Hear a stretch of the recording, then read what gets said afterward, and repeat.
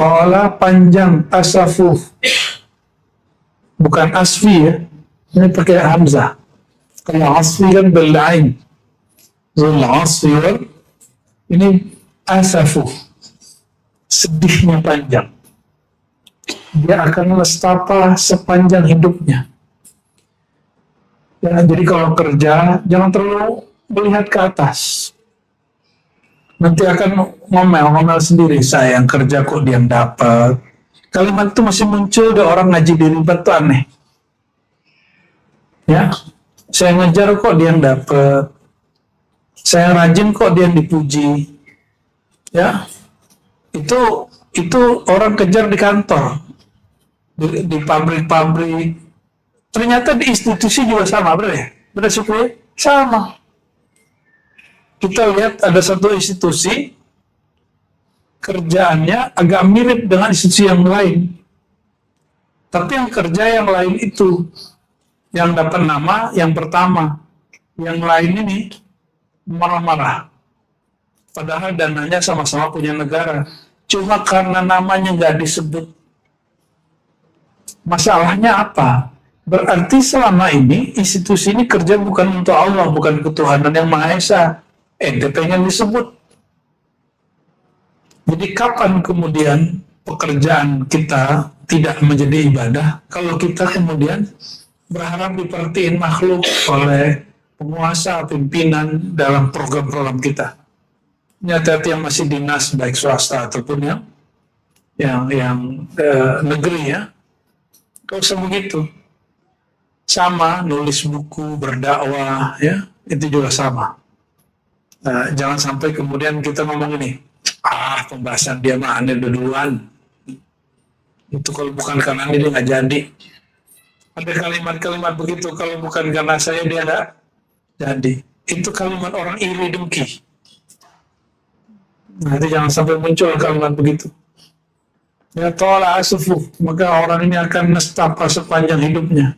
Panjang nestapanya. Jadi jangan ngomong aneh-aneh ya. Kok saya begini, kok saya begitu. Itu rukun ke-6, rukun iman. Itu masih bermasalah tuh. Berarti imannya belum beres. Kok dia oke, kok hidupnya lancar-lancar aja, kok saya tidak. Dia nggak tahu perjuangan orang. Ya, ada yang masih ngomong gitu nggak?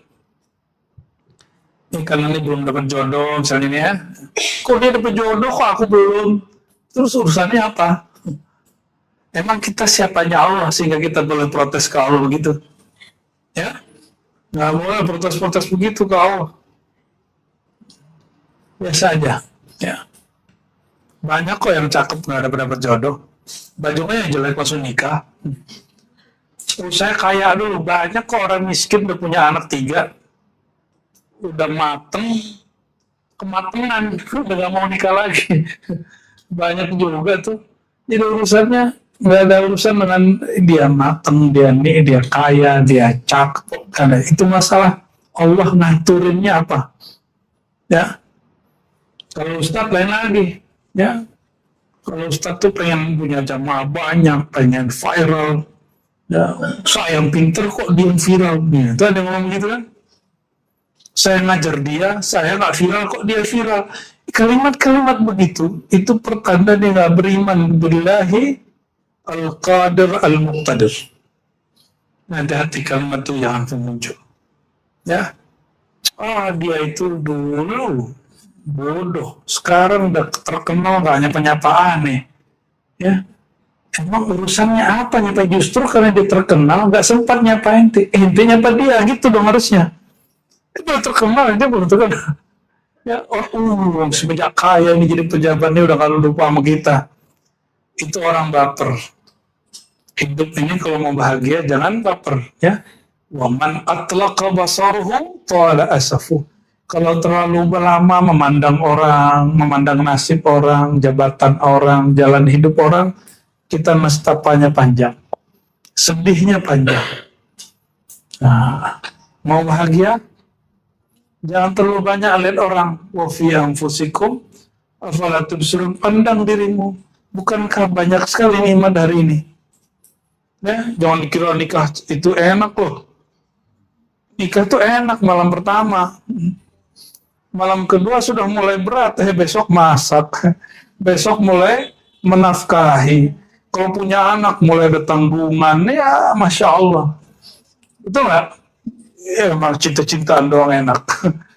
Nggak begitu, hidup itu jalani aja. Sendiri bahagia, berdua bahagia, bertiga bahagia, rame-rame bahagia. Orang yang hidupnya bersama hayatnya Allah, mau sendiri mau rame, dia tetap bersama Allah. Dia mau sendiri mau rame tetap bersama Allah ya. Jangan ngeluh-ngeluh begitu. Udah ngaji tasawuf masih ngeluh-ngeluh.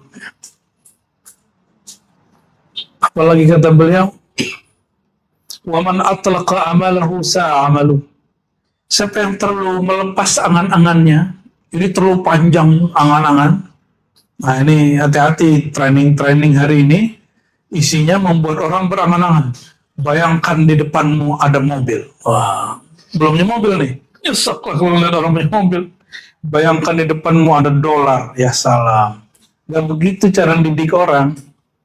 Ya, pangkas cinta dia kepada dunia. Karena dunia itu dikejar, dia lari. Dunia itu mirip-mirip kayak orang jual mahal. Cewek jual mahal, cowok sok keren gitu. Cewek sok cantik, cowok sok tampan. Itu coba tahan dikit dari dia. Dia kejar kita loh. Dia kejar kita loh. Dunia itu lebih feminim dari itu. Maka sebaik-baik perhiasan dunia itu mar'atun solihah. Solihah itu maknanya cocok. Perempuan yang cocok karakter zahir batinnya sama kita. Itu disebut solihah. Ya, semoga yang sudah dapat pasangan itu ada proses menuju kecocokan itu. Amin ya rabbal alamin. Yang belum, ya berarti Allah lagi nunggu yang solehnya. Soleh itu bukan banyak sholat.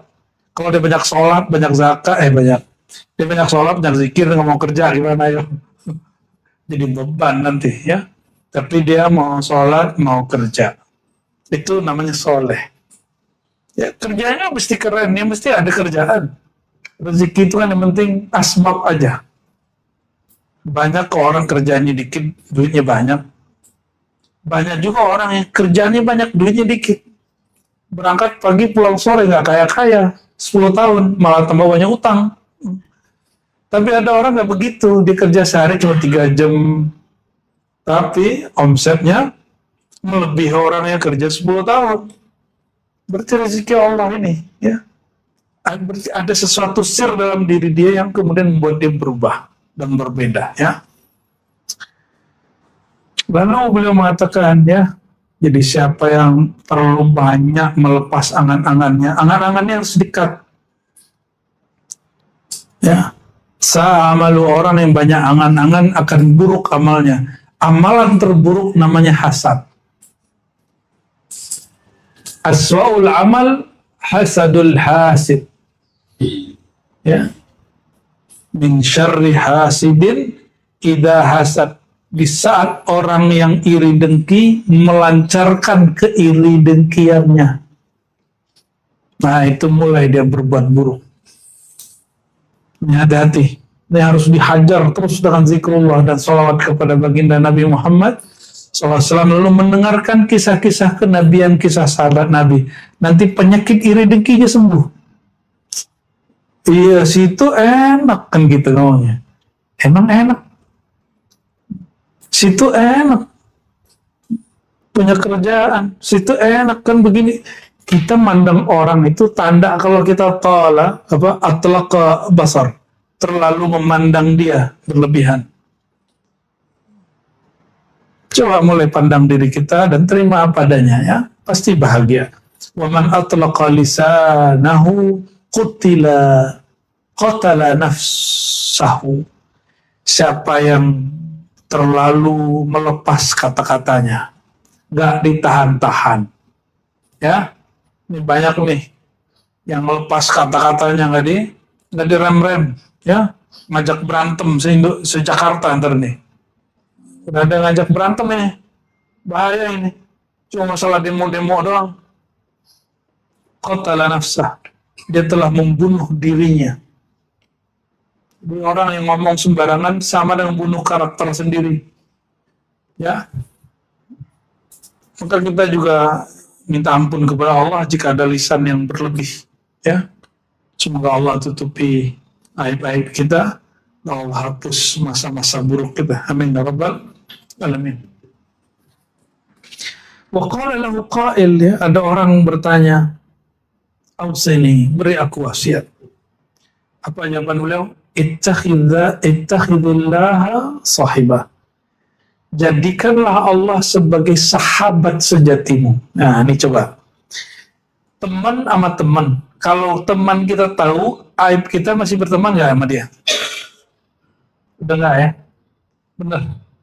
Kalau sahabat yang antum sebut sahabat ini, tahu aib kita, kekurangan kita, dia masih berkawan nggak sama kita? Kalau ya, itu sahabat sejati yang Allah kirim. Makanya mohon maaf, ini kita kan nggak tahu masa depan. Yang sudah menikah, termasuk saya, wallahu a'lam, ya, termasuk Buya yang baru nikah, ya, semua yang baru nikah, yang sudah nikah, tiba-tiba cerai. Kenapa cerai? Misalnya, bab ini, karena nggak siap dengan aib, nggak siap dengan sifat yang berbeda dari pasangannya. Bisa cerai sudah. Karena tidak menjadikannya sahabat. Jadi kalau mau, ya, pernikahan langgeng, pasangan itu bukan hanya untuk dicintai, tapi dijadikan sahabat. Bukan untuk love-love doang. Love gitu ya. Bukan, tapi dijadikan sahabat. Ini sekalam yang saya sampaikan ke diri saya juga. Nggak tahu juga kita berhasil sampai ke depan. Tapi semoga berhasil terus. Amin ya rabbal. Ya, Rasulullah kan juga berjuang terus di rumah tangganya. Jangan dikira Nabi nggak ada konflik. Nabi itu ada konfliknya. Ya, tapi beliau sekuat mungkin tidak divorce. Tidak pisah. Kecuali kematian yang memisahkannya. Betul kan? Coba lihat Nabi. Dua orang yang diceraikan Nabi bukan karena cekcok, tapi karena mereka mengkalamkan sesuatu yang tidak layak dikalamkan.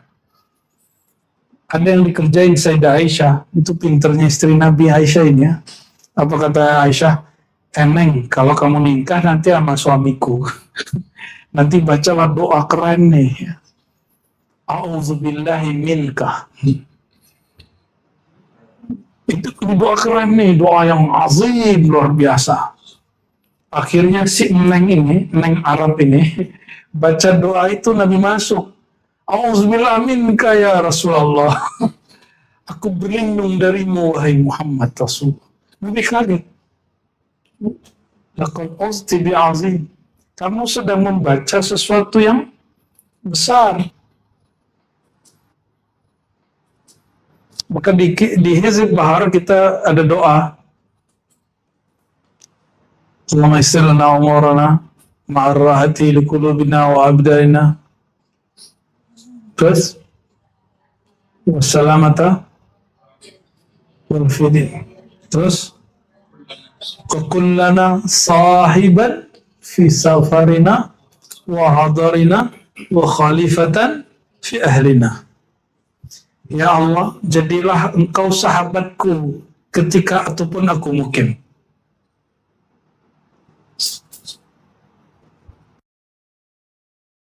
Kalau ingin kenal baik buruk orang, ajak dia safar, ikuti dia safar. Nanti kelihatan tuh buruknya. Bukan ngoroknya mah biasa aja, nggak perlu safar. Sifat dia care, sifat dia angkuh, sifat dia ingin enak sendiri. Nah, sifat-sifat itu nanti keluar kalau lagi safar. Ya, safar itu seperti orang sedang nyaring beras dari kulitnya. Apa namanya dulu? Nayak, apa sih namanya? Nah, orang kalau safar keluar tuh sifat-sifat Nah, sang guru ngajak murid riyadhah, safar ke dalam diri. Diayaklah si diri orang itu supaya jelas mana yang baik, mana yang buruk dari dirinya.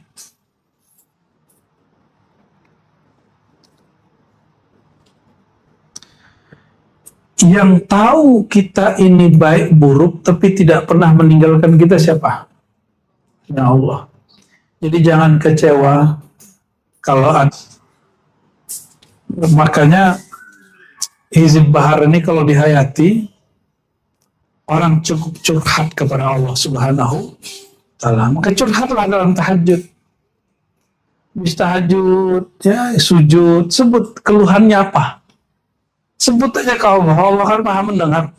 Allah itu lebih dekat daripada kita kepada kita sendiri gitu. Punya diri nggak? Allah itu lebih dekat kepada kita dari kita merasakan ke diri sendiri. Maka disebut di Quran, Allah itu memisah yahulu bainal mar'i wa nafsi. Allah memberi hail pemisah antara seseorang, antara jiwa seseorang dan dirinya. Itu dahsyatnya itu. Jadi kita sendiri dikasih, masih ada hijab antara diri kita dan zahir kita ini. Belum terbiasa cium bau gaharu ya. Ya.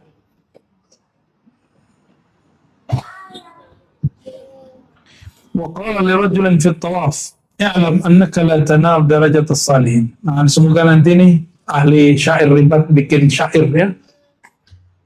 Kan Tomwati sudah ada. Ya, Tomwati itu dari kalam Ibrahim Al-Khawwas.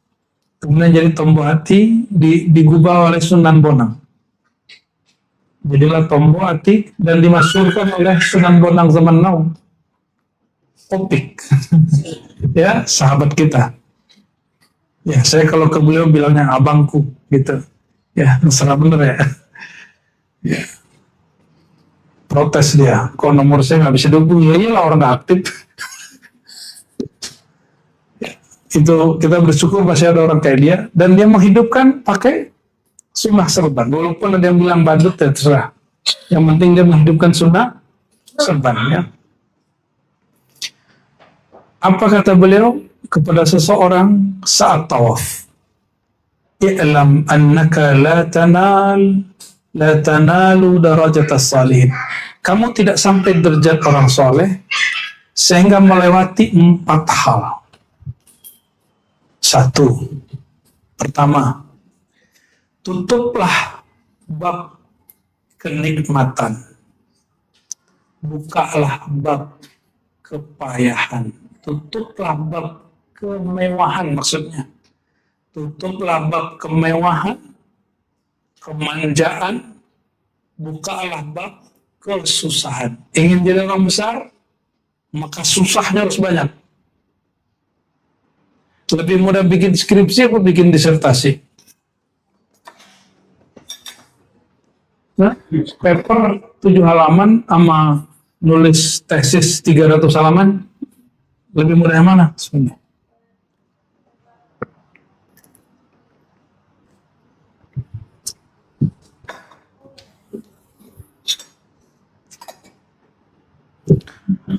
Makanya nasib orang yang bersusah payah beda dengan orang yang nasibnya, mohon maaf nih, yang kita kan banyakkan antum kan benci rasis, benci sama Cina, tapi kan nggak lihat apa yang dibuat orang Cina. Orang Cina di Indonesia ini kenapa mereka kaya? Karena mereka dibenci, akhirnya nggak bisa jadi PNS, ya kan? Betul nggak? Nggak bisa jadi tentara. Bisa, cuma sulit masuknya. Ya lo Cina kan gitu, zaman Orde Baru. Kan zaman Orde Baru itu zaman orang-orang Chinese itu disingkirkan. Akhirnya mereka masuk ke, nah mereka nggak pernah mendapati kemewahan jadi PNS.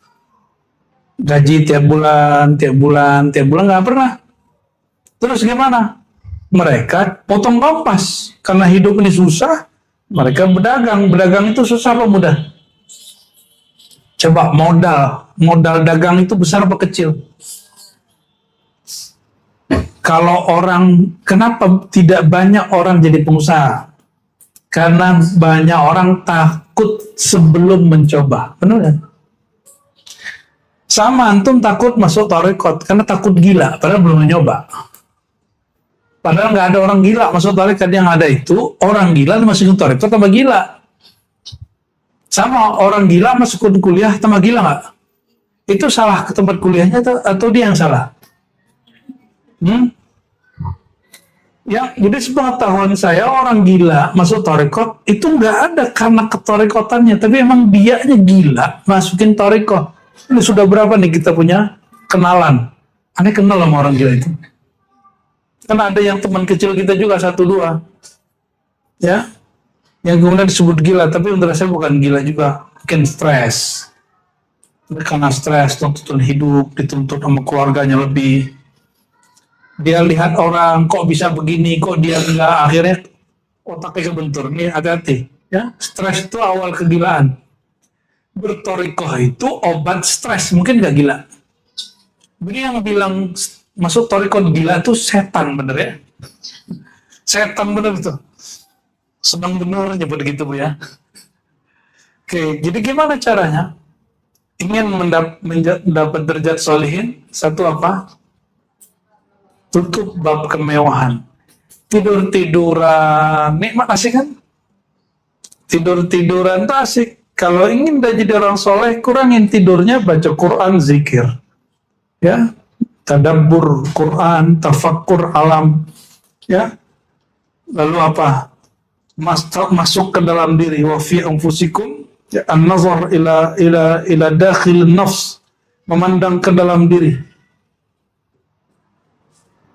Ru'yatus salihin, maka disebut ya, idza ru'u dzikrullah, pandanglah mereka.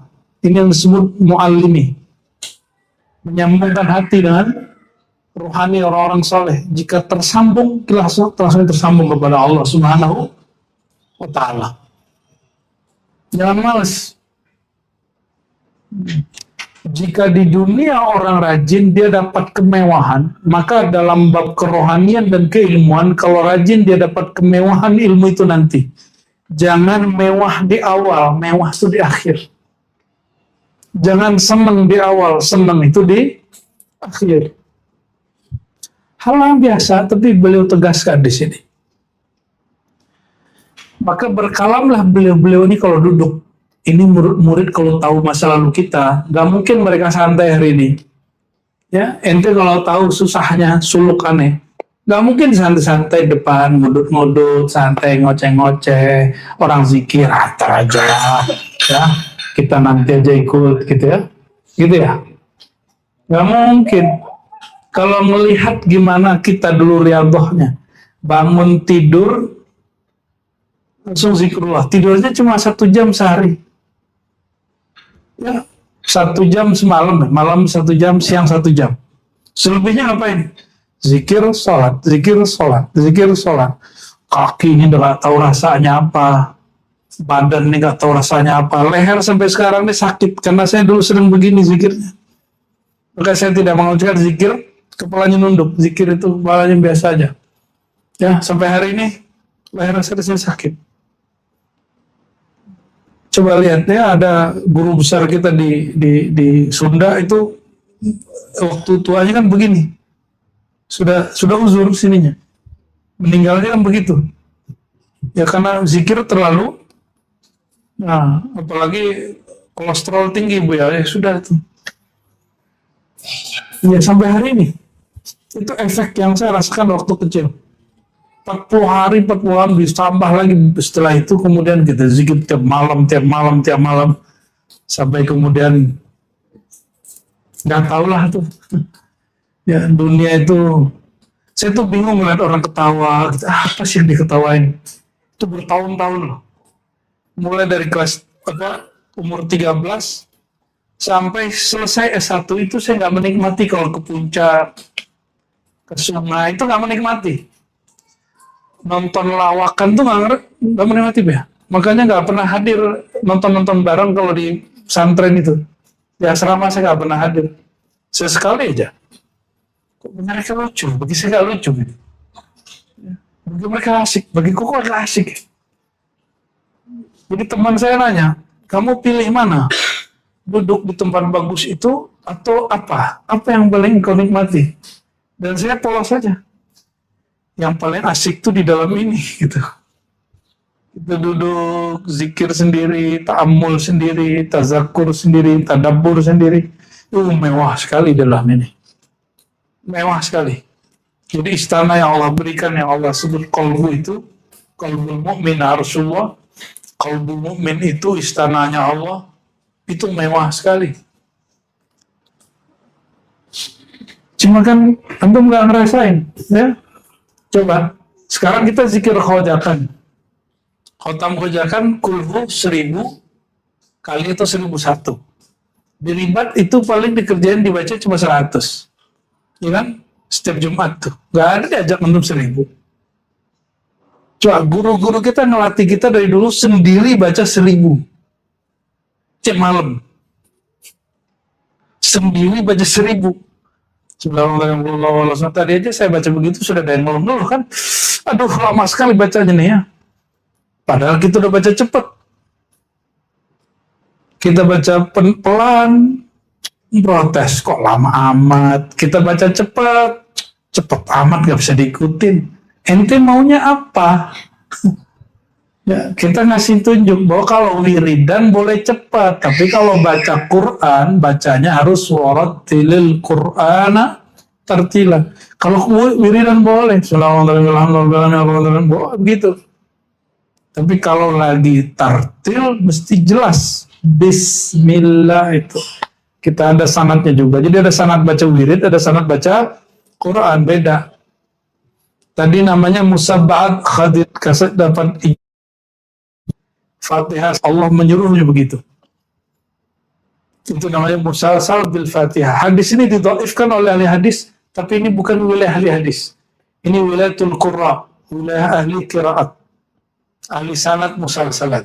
Ya, maka sanad ini dipakai untuk ambil berkah dan menjadi salah satu metode thariqah baca Quran dalam ilmu zikir. Thariqah baca Quran dalam ilmu zikir, ya. Jadi nanti kalau mau baca apa, kalau mau mengajar nih atau mau belajar, Fatihahnya satu napas, ya, gitu ya. Nanti rasakan ada keberkahannya, tapi bukan buru-buru. Jadi nafas yang kita ambil dalam itu, lalu kita takhirannya tenang. Coba kalau lagi zikir, kalau orang zikir qalbu, nafasnya tenang nggak?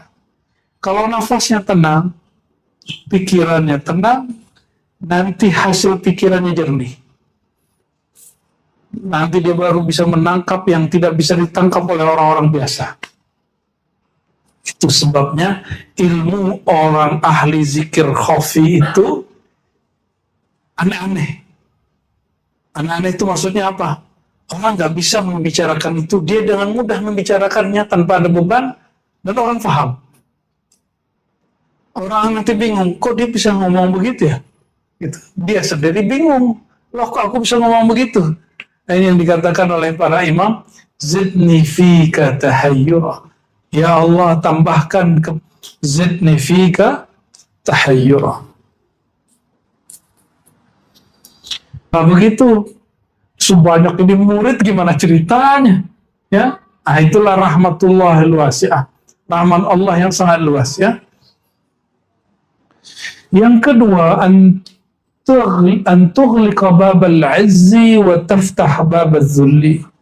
Kalau ingin menjadi orang soleh, tutuplah egomu yang merasa mulia, merasa keren, merasa bernasab, merasa berhasab, merasa punya jabatan, merasa diri kita hebat. Tutup. Bukalah bab kehinaan. Maka jangan gengsi khidmat ke teman, ya. Khidmat ngapain? Masih gengsi khidmat kepada guru. Gimana nanti antum jumpa sama Rasulullah SAW? Loh itu kan Rasul. Ya Rasulullah itu punya pewaris, berlatih dulu dari sekarang. Ya, kalau nggak berlatih dari sekarang, Saya nggak yakin antum bisa khidmat kepada Nabi Muhammad SAW. Apalagi, ya, guru itu nyuruh-nyuruh, benar nggak? Kalau orang merasa dirinya alim, nggak akan bisa ditalkin. Benar Bu ya? Udah ngalamin kan Bu ya, kawan-kawan? Orang yang bawa keilmuannya santai, terlalu santai. Jangan terlalu memberi ruang santai untuk diri, untuk nafsu. Ya, diri ini maunya tidur, nonton Netflix, nonton YouTube, ya kan? Nanti hasilnya aja Bu ya. Kami ini mati hasilnya Bu ya. Bu ya yang zikir, Bu yang baca, kami ini mati hasilnya. Itu aja katanya Bu ya. Sama, ini dipakai untuk bab dunia bisa. Ini cocok nggak kalau dipakai bab dunia? Orang kalau gengsi dagang bisa jadi pedagang nggak dia? Maka orang-orang yang kaya itu dia memangkas kegengsiannya. Sama, kalau masuk ke bab ini, orang yang dia belum kaya tapi sudah menikmati hasil. Masih ingat first travel? Orang belum berangkat, duitnya udah dipakai bikin rumah. Masuk penjara tuh sekarang. Ya, semoga dia sadar lah itu. Maka teman-teman kita mungkin sebentar lagi bikin travel juga nih. Bu Yasi imamnya ntar diajarin sama Kayuli ya. Tapi kerjasama itu sama Kayuli. Ini perhatiin, kalau antum punya usaha travel, jangan ambil duitnya Rp1 pun sampai orang berangkat. Sampai orang berangkat pulang dia baru boleh ambil. Ya, begitu kita harus, ya, itu yang tuglik babar roha. Jangan macam-macam. Kita udah banyak punya kawan terjebak di situ. Matanya langsung hijau ngeliat, padahal duitnya merah. Matanya hijau, padahal duitnya merah. Wataftah babal juhud. Jadi tutup bab rehat, bersenang-senang, mengambil untung sebelum saatnya. Bukalah babal juhud.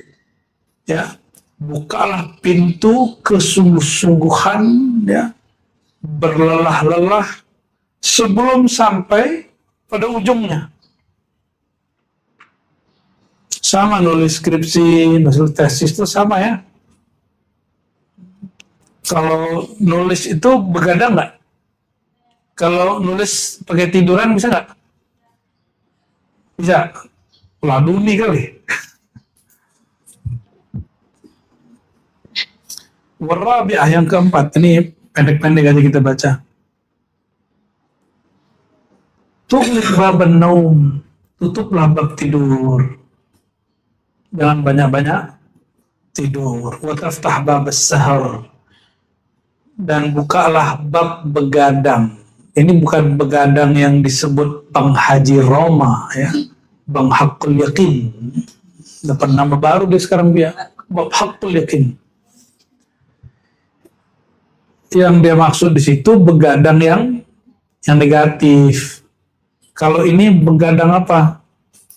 Maka berkala Imam Suyuti, hadzal ilm laisa bin naumi wala bil la'alla wala saufa.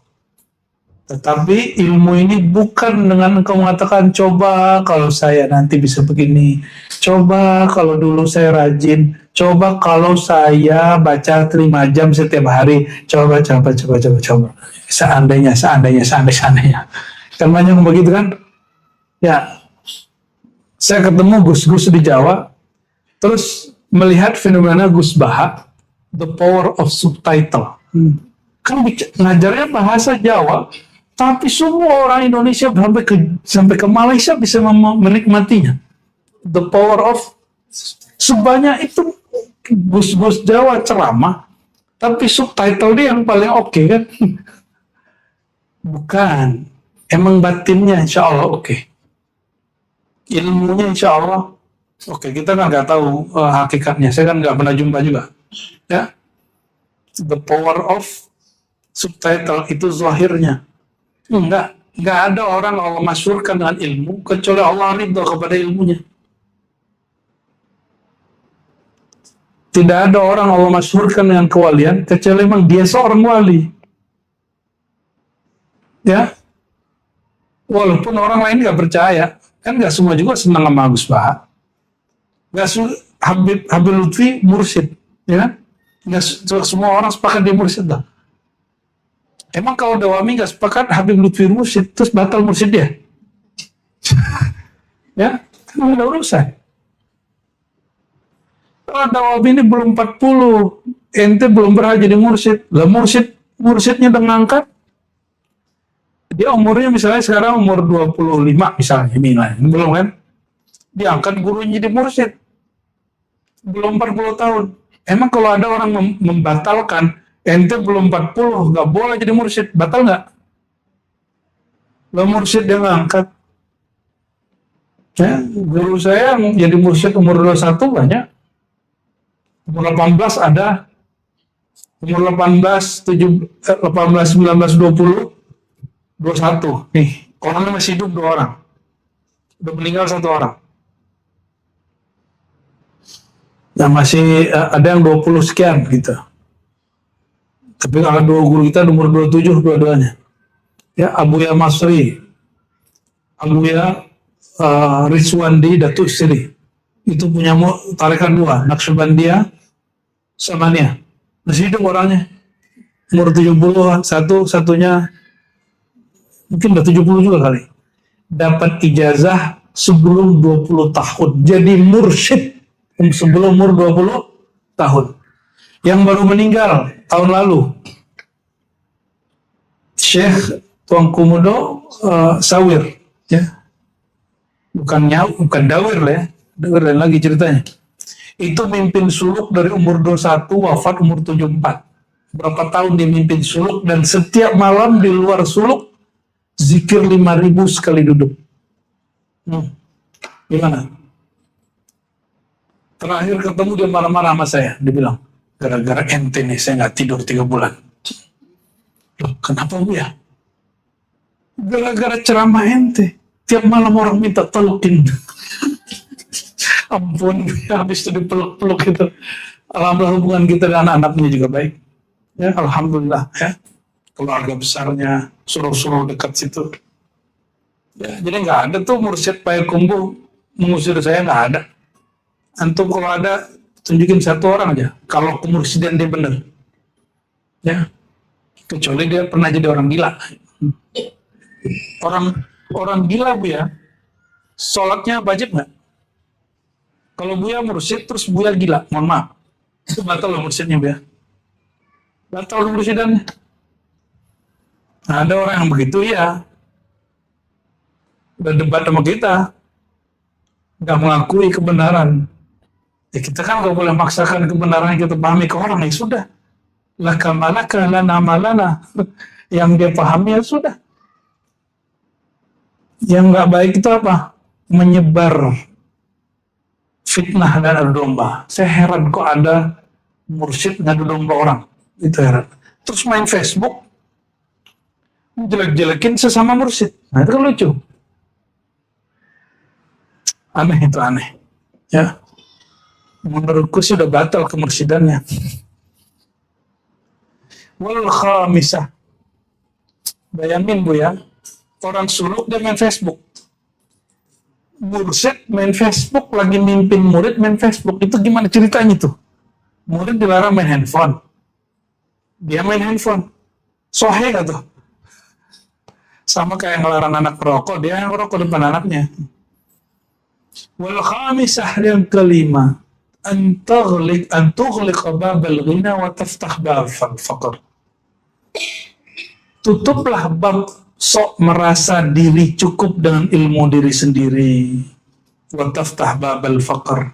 Bukalah bab merasa butuh perhatian Allah, merasa butuh bimbingan guru. Ya, jangan merasa cukup. Ya, aneh baca kitab Ihya mah cukup. Baca apa? Hikam cukup gitu ya. Emang begitu. ulama kita mengkritisi loh orang-orang thariqah yang mengerti kepada pembaca kitab Ihya tapi tidak berthariqah. Dikritis itu. Hasilnya emang nggak enak. Betul, guru saya pernah ngomong gini. Kalau orang alim faqih itu mau mengamalkan yang baca, dia nggak perlu punya mursyid. Tapi ada nggak orang begitu? Ternyata yang dimaksud banyak wirid, banyak zikir. Enggak. Ilmu yang paling penting itu anta alam annaka la ta'lam illa bi ilmillah. Ilmu yang paling tinggi itu ketika orang sadar bahwa dirinya tidak berilmu kecuali titipan saja dari Allah. Itu baru berilmu. Berarti orang itu nggak boleh merasa dirinya berilmu. Ya. Maka kita kalau dikritik orang, langsung kita switch off. Ya, otak ini, oh saya bukan guru. Saya dikritik orang, terima aja. Cuma kalau dia menghina kajian-kajian kemarifatan, kita boleh jidal, ya, boleh kita jidal, ya. Jidal itu nggak jidal, debat, ya. Yang terakhir yang keenam, antughliq bab al-amali wa taftah bab al-isti'dad lil maut. Tutuplah bab panjang angan-angan, bukalah bab bersiap-siap kepada kematian. Ada yang tahu matinya kapan? Berarti sejam atau beberapa menit setelah ini ada yang bisa mati? Ya, betul ya. Ini bukan nakut-nakutin nih. Oleh karena itu, persiapan menuju mati nunggu tua atau dari sekarang? Dari sekarang. Kita nggak tahu. Ada yang meninggalnya pakai sakit.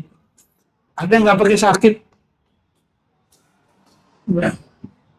Ada yang tiba-tiba pingsan. Ini sahabat kita, Pak Rusbandi, ya, rahimahullah, baru meninggal Banjar. Kami kemarin ziarah sama Buya Asfi. Itu di depan sahabat terbaiknya, meninggal lagi ngobrol-ngobrol pingsan, mati langsung. Tapi nggak ada nasanya, nggak ada begitu. Indah sekali. Cuma bagi dia indah, bagi orang di depan dia berat. Itu ujian ditinggal kekasih, ke sahabat, itu berat sekali. Ya, orang meninggal itu kesenangan. Kalau meninggalnya baik, kitanya yang sedih. Itu ciri-ciri orang itu husnul khotimah. Yang ditinggal nangis, sahabatnya rindu kepada dia, sedangkan dia senyum sebenarnya itu. Ya, jadi kalau bisa hidup, lahir orang senyum sama kita. Kalau lahir, senang gak orang tua? Ketawa. Usahakan kalau meninggal, orang-orang dekat kita nangis. Kok dia bisa nangis? Bukan karena nangis kejepit. Dia nangis karena punya kenangan indah sama kita. Punya kenangan khidmat sama kita. Maka jangan nunggu khidmat nanti tua. Dari sekarang khidmat. Ya, apa yang bisa dibantu temannya bantu. Ya, jangan semuanya diserahin ke Buya Asfi, Buya Aldomi, apalagi Buya Yunal. Ya, jangan, apalagi koordinator mursyidin itu ya. Allahumma shalli ala Muhammad.